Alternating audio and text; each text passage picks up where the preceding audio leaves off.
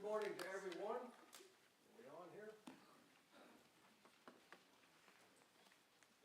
It's on? Okay. Good to be back with you after having been gone last week. Tim is in Persimmon Grove this week, so I'm the substitute, pitching out of the bullpen this week. That's good. Let's open our Bibles, please, to the Gospel of Matthew, to chapter 16. For our study this morning, we'll be looking at some events in Matthew 16 and Matthew 17. Tim Smith is going to lead us in a word of prayer before we begin our study. Let's bow our head.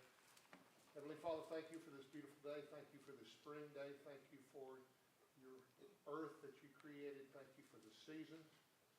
Thank you for our ability to be here today to worship you and to study your word. Thank you for Frank's preparation. Thank you for the books that we have to lead us in that study. Help us to come into it with an open heart and mind and learn what we can to more shape our lives the way that you would have them be. Father, there are those among our number that are unable to be with us. We raise them up in prayer, and we know that you see their needs, and then you will act upon them as your will sets forth. Go with us now in this study of your word, and as always, we thank you for your biggest gift, our pleasure, and our Savior, Jesus Christ. And it's in his name that we raise this prayer. Amen. Amen. Beginning a new book this morning, but it's really just a continuation of what we've been doing, which is a kind of a survey of the life of Christ. When you can do all of the material about Jesus in 6 months, it's got to be a survey type study. Well, let me talk to you a little bit about where we are in the life of Jesus as we come to this particular text, which is a very important text in Matthew chapter 16. If you take the life of Jesus, and that print's a little bit small, sorry about that. Basically, it gets divided into 2 or 3 major sections. There's an introductory period or a beginning period, which includes his temptations, his baptism, and some of the early events that take place in Judea, which only John talks about, passages like John 3 and 4. And then the majority of the time is what's referred to as the Great Galilean Ministry, simply because Jesus spent something like 1.5 years, maybe close to 2 years, preaching in Galilee. And this is where the bulk of the work was done. Now, he made several trips to Jerusalem during this time, and John will talk to us about those. But most of the time is spent in Galilee. Then you come to what I call a transition period. Some call it the withdrawal period. At the end of the Galilean ministry, when he gets his disciples aside, he has several different circumstances in which he kind of takes a break from everything else, because it's time now to turn attention from most of the public teaching that he's being done to Jerusalem, to the cross, to the suffering, to all that's going to take place. And so there's kind of this preparation for that transitions then into the Judean and Perean ministries, which is the last 6 months or so of his life, as he makes his way down to Jerusalem and Judea, retreats out to Perea for some of the time. And then that last period, of course, gets divided up between that aspect of the ministry, the so-called Passion Week. If you can see the chart, you can see how much of the material in the Gospels is all concentrated at the end. And some of them, it's almost as much as 40% of what they say about Jesus all takes place right down at the very end. So there's a very heavy concentration in that aspect of things with the death and burial and resurrection of Jesus. We are in Matthew chapter 16, which you can see falls into this transition period. In fact, in verse 21 of Matthew chapter 16, Matthew has this expression, from that time Jesus began to do this. That's a transitional phrase for the book of Matthew as well as for the life of Jesus. It tells you that something is changing now. And what's changing is the Galilean ministry is over. The focus is moving toward Jerusalem and the cross and all of that. And Jesus' teaching and his interaction with the disciples is going to change, because up to this point, it has been, the references to his death have been more veiled. Now they're going to become more explicit. The nature of the teaching is very much the same, but the emphasis will change a little bit as we go forward. So that's kind of where we are, and it makes for a really appropriate time to raise the question that Jesus raises to the disciples. He's been preaching now for 2 years plus. And it's time to stop and say, all right, what's the effect? What have people learned? What are they saying? And so that's the conversation. Let's read the text together a little bit in Matthew chapter 16, beginning in verse 13. And I read from the New American Standard. Now, when Jesus came into the district of Caesarea Philippi, he was asking his disciples, "Who do people say that the Son of Man is?" And they said, "Some say John the Baptist, or others Elijah, still others Jeremiah, or one of the prophets." He said to them, "But who do you say that I am?" Simon Peter answered, "You are the Christ, the Son of the living God." Jesus said to him, "Blessed are you, Simon Bar-Jonah, because flesh and blood did not reveal this to you, but my Father who is in heaven. I also say to you that you are Peter, and upon this rock I will build my church, and the gates of Hades will not overpower it. I will give you the keys of the kingdom of heaven, and whatever you bind on earth shall have been bound in heaven, and whatever you loose on earth shall have been loosed in heaven." Then he warned the disciples that they should tell no one that he was the Christ. From that time on, Jesus began to show his disciples that he must go to Jerusalem and suffer many things from the elders and chief priests and scribes, and be killed and be raised up on the third day. All right, well, that's enough of the text to read. Let's think about it a little bit. Let's talk about it a little bit. Where does this take place, according to the text? Caesarea Philippi. The book said for you to locate it on a map and get a Bible dictionary and learn about it. I'll put your map up here for you. Caesarea Philippi is right up here at the very top of the map. It's about 25 miles or so north of the Dead Sea. And when you look at that, you say, there aren't any towns around there. And there weren't. It was kind of isolated territory. Did you learn anything interesting about it in your research about that? Probably not. There's not a whole lot interesting about it. One little tidbit, the town used to be called Panias back in the day, and it was from the god Pan. Pan was the shepherd god among the Greeks, the Romans. Pan, P-A-N, just like a frying pan, okay. The city was a gift from Augustus Caesar to Herod in conjunction with Herod's support of Augustus. Herod then built a temple in honor of Augustus there. Herod's son Philip is the one that gave it its name. And the point is, this is Gentile territory.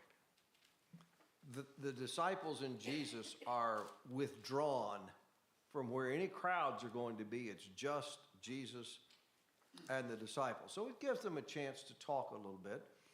And the question that Jesus answered is, who am I? What are people saying? And what were people saying about Jesus? He was a prophet. He might have been Isaiah. He might have been Jeremiah. He might have been Elijah. There was one other really ingenious idea about who he was. What was that? John the Baptist. Who thought Jesus was John the Baptist?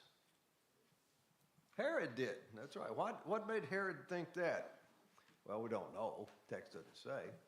I've got a suspicion about that. What's the relationship between Herod and John the Baptist? It was not good. Yeah. Why not?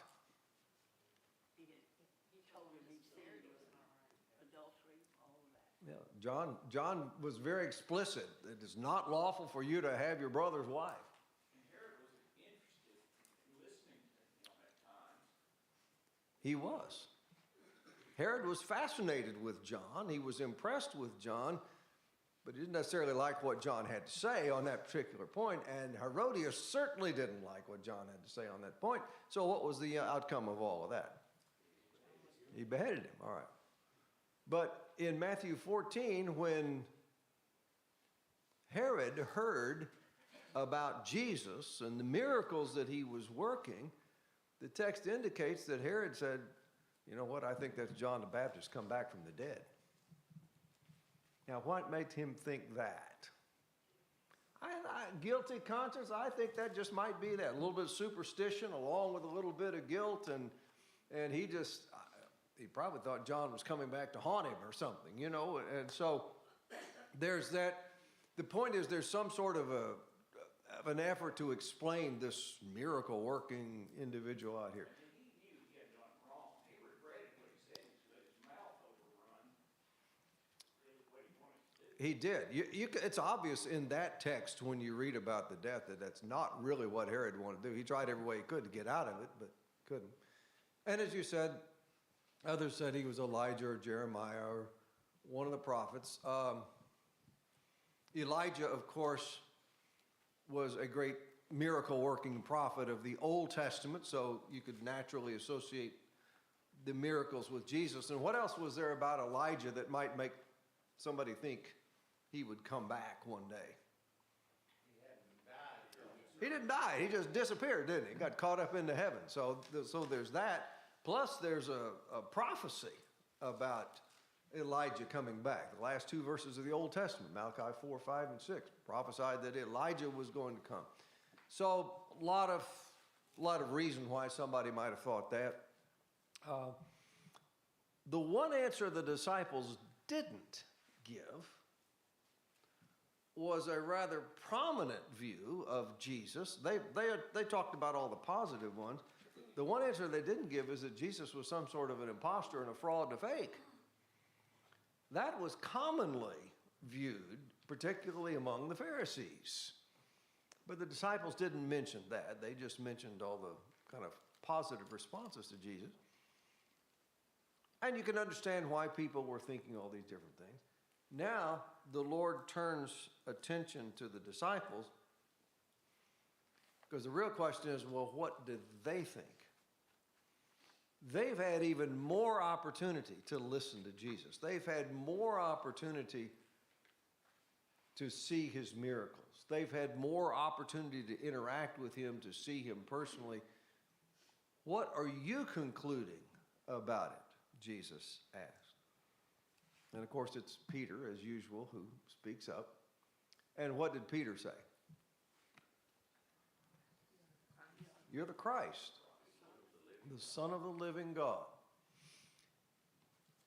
What does that mean? Let's talk about that a little bit. The Christ. What does that word mean, the Christ? The Messiah. Christ is just the corresponding New Testament word to the Old Testament word Messiah. You are the Messiah. You are the anointed one. You are the one we've been waiting for, the one that all our hopes are in. And you are the Son of the living God. You're not just a prophet of the living God. You're just not somebody who's been sent along with a series of others. You're unique. You're special. You are, in John's language, the only begotten Son. You are the unique Son of the living God. Peter absolutely had this one completely right. Now let's look at what Jesus says in response to Peter's confession. I think this is I'm going to spend extra time on this passage this morning, but I think it's a really important passage for us to understand. First of all, he tells him he's right. Blessed are you, Simon Bar-Jonah, that is Simon, son of Jonah, because flesh and blood did not reveal this to you, but my Father who is in heaven. How did Peter come to the conclusion that he came to about who Jesus was? Through Jesus' teaching and miracles. Okay. Holy Spirit. All right. He's looked at all of this evidence. It's evidence from the Father. And that's the point. When Jesus says, flesh and blood didn't reveal this, but my Father, I don't think that necessarily means that God gave some sort of direct revelation to Peter about who Jesus was. But God had provided all the evidence, the miracles, the teaching, the character of Jesus, the interaction, all of those things. The contrast here is between flesh and blood and the Father. Have that same contrast exactly in Galatians chapter 1, when Paul says that when he was converted, he did not confer with flesh and blood, but he got the gospel directly by a revelation from Christ. So flesh and blood's men. What are men saying about Jesus? Well, men are saying that he's John the Baptist, or he's Elijah, or Jeremiah. That's what they're getting out of it. But my Father in heaven reveals, no, this is my beloved Son. This is the Christ. Now that raises a question. Why is it that flesh and blood missed it? Why did flesh and blood look at the miracles of Jesus, listen to the teaching of Jesus, think about the prophecies regarding the Messiah and what he would be, and come to all the wrong conclusions? What went wrong? There are a couple of key things. One was what they had built up for themselves. Men's traditions. They had become many powerful, influential. They didn't really, they got off course from the prophecy, what they had been given through Mosaic period. Okay.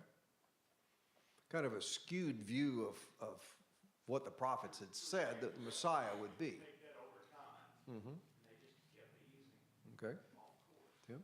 Well, they, in their mind, they were always looking for something different. They were looking for an earthly king, an earthly ruler, somebody on this earth that was going to take over and take care of them from here on out. But that wasn't at all what Jesus was here about. And so consequently, if you're looking for this shows up, you're still going to try to make it fit this pattern. The first pattern. I think there's a great illustration of that in John the 6th chapter when Jesus fed the 5,000 and he perceived that the crowd was going to come and take him by force and make him king. So he withdrew into the mountain to pray all night long. That's a lot of it. That's a lot of it. And I think the other thing is some of the unexpected things that Jesus would do. The fact that he was out of step with a lot of the common expectation of things. Think about John the 9th chapter when Jesus heals the blind man, but he does it on the Sabbath. And this huge debate breaks out.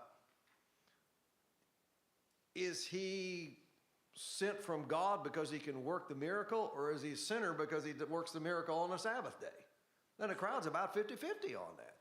The scripture mentions several times that the religious leaders of that day were jealous of Christ. And because of this jealousy, they were going to stand to the fleshly ideas rather than the spiritual. That's right. In fact, Mark's account says it was Pilate perceived that it was because of envy that they delivered him up to him. That's right. That's right. Okay, so go ahead. Also John 1, where Nathaniel, they wouldn't have expected at all what they were expecting to come from Nazareth. Oh, exactly. And born of a carpenter. Right. Okay, so here's the point. Peter is getting it. And Peter's not alone. The other disciples are with us. And this is what Jesus very much wants to see and hear, because these are the ones that are going to have to go and be his witnesses and tell all the world that he is the Christ. So it's got to be, on the one hand, comforting to him that despite public opinion, which is quite varied, the disciples are getting it. But there's more to it than that. So here's the next thing Jesus says. Jesus says, now, upon this rock, I will build my church. Flesh and blood did not reveal this. You've got your information from the solid basis of the Father's testimony. And based on that solid basis, I'm going to build my church. Question 4, upon what would Jesus build it? Well, it's the rock. But the question is, what's the rock? Upon this rock I will build my church. What is the rock? I'm going to affirm to you it's the truth that Peter just confessed. Exactly. It is Jesus Christ, the Son of God. The fact that he is the Christ, the fact that he is the Son of God. And there are several reasons I'll give you for that. First of all, obviously there's a play on the word, on the name, because Peter, the name Peter means a rock or a stone, and so the Lord's making a play on that. But I'll give you 4 reasons why the rock has to be Jesus here and not Peter, as some try to make. Number 1, linguistically, put this in the for what it's worth category, Jesus doesn't say upon you, he says upon this rock. And some technical things in the language make it such that the rock can't refer to Peter. Number 2, more to the point, what's this whole conversation about?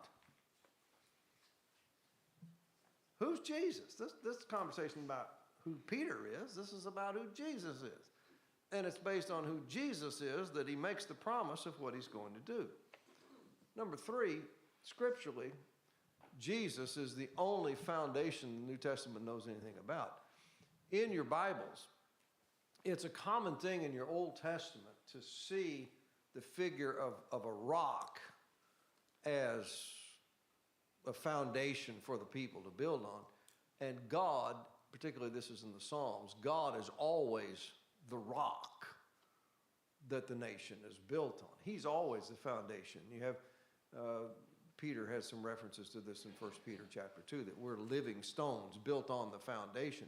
But the foundation is Christ. And 1 Corinthians 3 and verse 11 is just definitive about this. What does it say? Other foundation can no man lay than that which is laid, which is Jesus Christ. That's it. Other foundation, there's not one. It's just Jesus. Now, it's true that in Ephesians 2 and verse 20, we're said to be built on the foundation of the apostles and prophets, Jesus himself being the chief cornerstone. But the apostles and the prophets are the foundation in the sense that they're the ones that revealed or taught who Jesus is. They testified to Jesus' identity. So that's the sense. And then the other practical point here to be made is that no one in the New Testament ever understood this, a reference to be Peter. None of the other apostles ever thought that this was a reference to Peter. There's not a single reference in anywhere else in the New Testament that Paul or John or anybody writing alludes somehow to Peter being the foundation. Again, Paul says there is no other foundation other than Jesus. So, The Catholic Church doesn't get that. well, I'm just trying to give you 4 reasons why in this text it is clearly the rock. But now, what does that mean when Jesus says, upon this rock I will build my church? What does that mean? What's a church anyway? What is a church? Group of people. It's like a herd or a flock. Probably flock's a little more complimentary. We're sheep. We'll call it a flock. Okay, but that's what it is. A church is a group of people.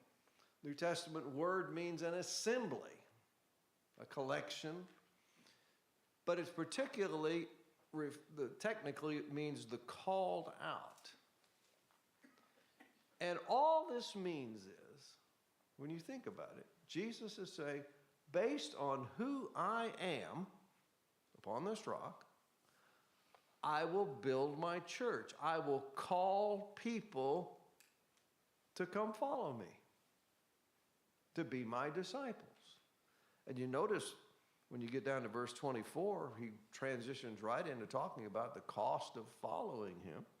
That's what it means for Jesus to build his church. He's calling people, inviting, summoning people to come out of the world, to come out of whatever they've been religiously, and to become his disciples, to follow him. And those are the people, according to Acts chapter 2, are added to the church by the Lord. And he says the gates of hell, or Hades, hell if you use King James, will not overpower it. What's that mean? Well, Hades is a realm of the dead. And it must have pretty strong gates because folks don't get out of there. Once they're there, they don't get out. You don't come back from the dead. So it's kind of a figure of strength and the strength of death. Whether he's talking about death itself or him who had the power of death, who according to Hebrews chapter 2 is the devil, is a little uncertain here. He may be saying that there's nothing the devil can do to overpower it. He may be saying that death itself will never overpower it. Either the death of people who make it up or his own death. Even his own death is not going to prevent him from doing what he promises that he will do. So you could take that in any of those senses and they would all make pretty good sense in the context. And then he says to Peter, I'm going to give you the keys of the kingdom of heaven.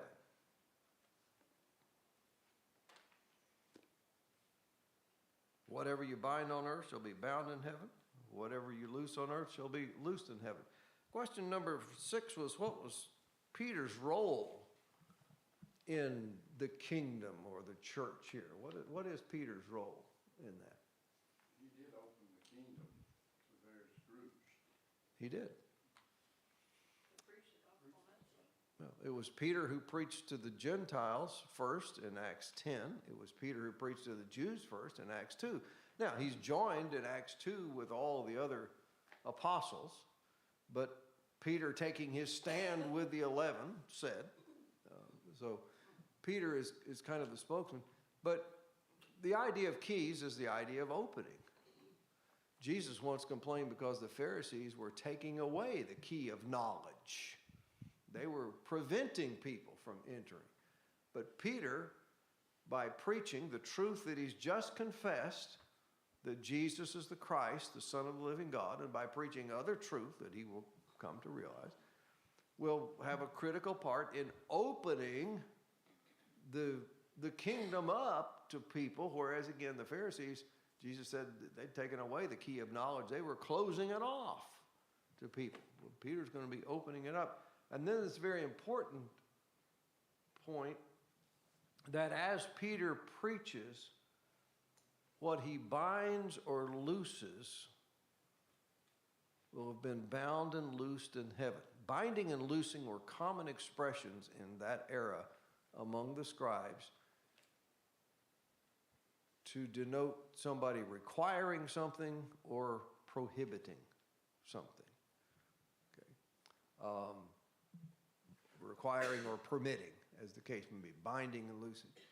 So when Peter stands up and preaches that it's a requirement that you put your faith in Jesus in order to be saved, that you repent, Acts 2:38, he's binding that. But Peter's not making that up. What Peter is binding is simply what's already been bound in heaven. He's just preaching what God's plan was.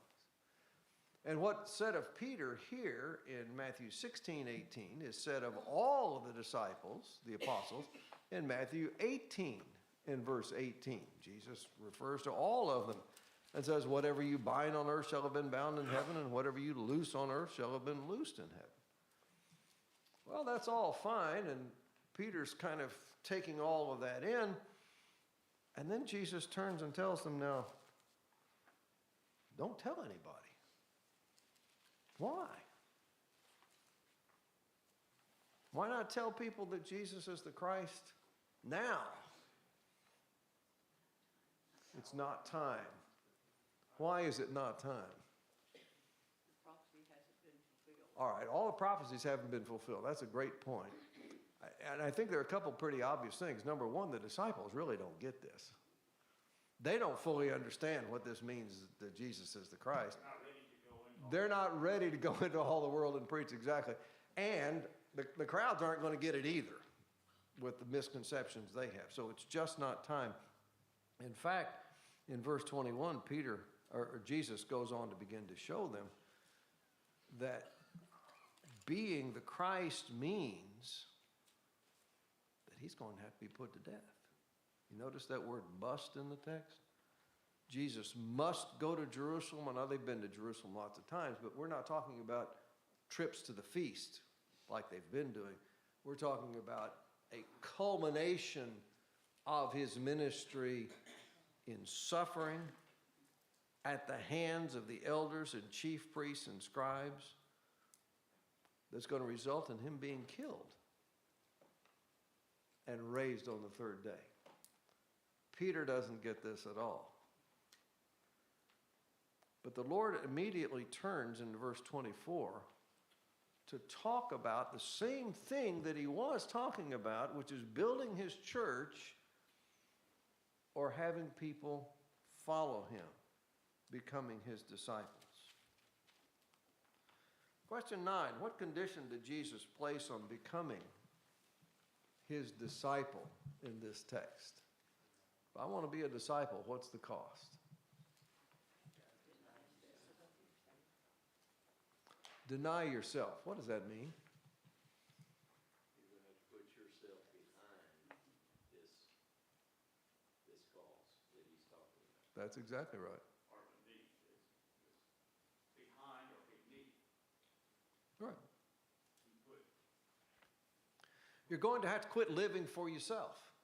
What you want, what you think, what your perspective is no longer the one that's going to matter.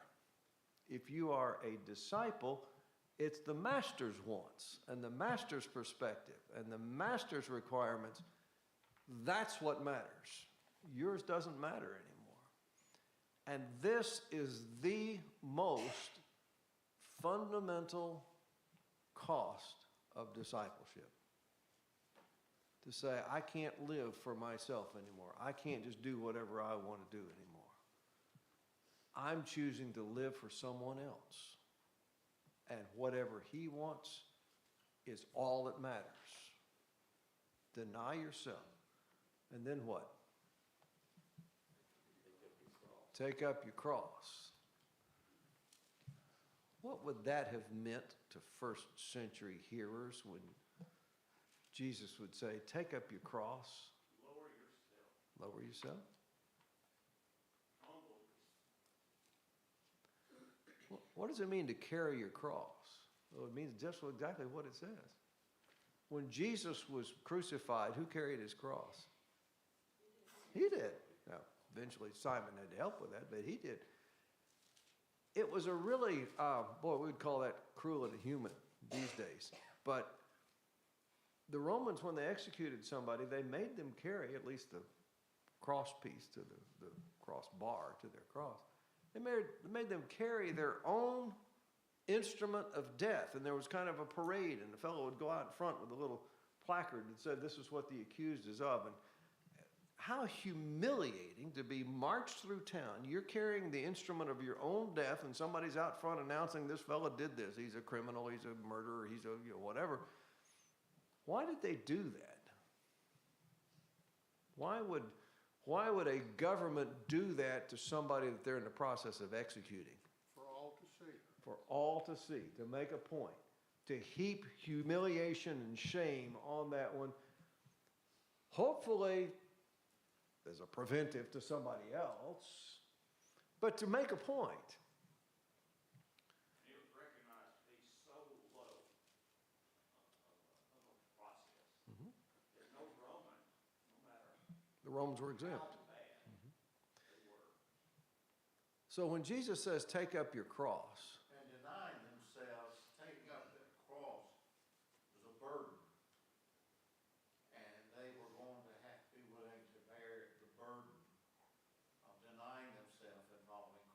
Okay. So when Jesus says take up your cross, he's not talking about dealing with everyday aches and pains that everybody else has and just the common things of life that we all have to deal with. He's talking about the particular hardship that comes from, as Gary said, denying yourself and living in a world that doesn't deny itself, and whatever the world's reaction may be to you, whatever shame or humiliation or whatever that you may suffer because of that. And then there's a third really important aspect of this, and that's to follow Jesus. Now, those first two things are following Jesus because Jesus denied himself. That's why he came to earth to start with. And he certainly took up his cross. And we must do those things, but then we just need to follow Jesus. And that means go wherever he tells us to go. Accept whatever he tells us to accept and do whatever he tells us to do. Why should somebody do that? I'm going to build my church. I'm going to call people to come follow me. Now, to follow me, you have to deny yourself. You have to take up your cross, and you have to go wherever I tell you to go. It seems a rather obvious question. Why should I do that? What does the Lord say? You notice verse 25 begins with the word for. You notice verse 26 begins with the word for. Oh, and verse 27 begins with the word for also. The Lord gives us 3 reasons why we should do that. For, verse 25, whoever wishes to save his life will lose it, but whoever loses his life for my sake will find it. If all you're concerned about is your own skin, your own life, that's kind of the epitome of living for self. And Jesus says if you live that way, you'll never really find life. Genuine life, true life, full life will never be found in somebody who's self-focused. You have to deny yourself and follow Jesus to have the full life. Think about the woman at the well, how he's explained. And then verse 26, he says, for what will it profit a man if he gains the whole world and forfeits his soul? What will he give in exchange for his soul? Not only do you find life in the fullest by following Jesus, it's also the only way to save your soul. Our soul, as Jesus is using it here, corresponds to our spirit. It's the eternal part of it. It's the most valuable thing we have. Then he envisions somebody who is such such acumen in the business realm or whatever, that he's able to trade and profit and take over the whole world, or politically he can do that, militarily he can do that. What's he accomplished? If somebody could do that, and then he ends up losing his soul, what have you really gained? And then he talks about the judgment. The Son of Man's going to come in the glory of his Father with his angels and will then repay to every man according to his deeds. The only way to be prepared for the judgment is to be a follower of Jesus. Because that's the only way in which we can be forgiven of our wrong deeds. And we're going to be judged based on our deeds. So, You made a bad investment. yeah, that's right. Otherwise, somebody will say sometimes, why would you spend everything you have trying to hold on to something you can't keep? And that's what we do when we get our lives all focused on the things of the world and all that, because we're not going to be able to keep them. There's something far more valuable than all of that. All right, well, we close at 1:45? Hope so. I only got 5 minutes left, and I want to talk about transfiguration a little bit here. Let's because it connects to this. 6 days later, Jesus takes Peter and James and John. They go up on a high mountain, and we're not told what mountain it is. And verse 2 says he's transfigured before them. Now, what changes actually take place here? It says he's transfigured, but what changes actually take place in Jesus? He glows. That's right. He glows. His physical appearance is totally different And what else is different? His clothes. His clothes are white. I love Mark's account. Mark says his clothes are white, whiter than any launderer could make them. He sounds like an advertising guy or something, you know. He totally looks different. And this is at nighttime when this takes place. Luke's account indicates that they go up and Jesus is praying when this takes place. It's at night. And all of a sudden, the disciples who've been asleep, they wake up and they just see this massive glow coming from Jesus. They see something else too. Whom do they see? Moses and Elijah. Now, why those two? What are those? We could talk for a while, I guess, about guessing about why those two. But the conversation between Moses and Elijah, according to Luke's account, Moses and Elijah were talking with Jesus about his, New American Standard says, departure. It's literally about his exodus, his leaving. How did Moses leave the world? It's kind of an unknown, wasn't it? The Lord took his life and buried him in some place that nobody ever. How did Elijah leave the world? Caught up in the sky. Right. Moses and Elijah. Why those two? Well, part of it is because they had some kind of extraordinary exoduses themselves. But I think it probably has more to do with the messianic side of things. Jesus has just confessed to be the Christ. In Deuteronomy chapter 18, Moses had said to Israel that the day was coming when the Lord will raise up a prophet like me.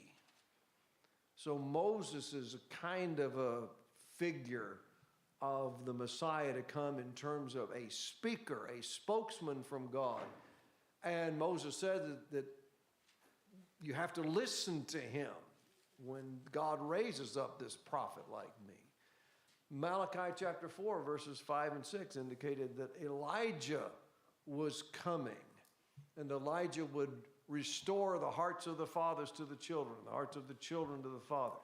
So both of these are very messianic figures, and Peter's just confessed Jesus to be the Christ, and now for Peter and James and John to be able to see Moses and Elijah, these two Old Testament messianic figures, talking with Jesus and talking about his exodus, that's going to be helpful to them. And of course, Peter then makes a suggestion. What did Peter want to do?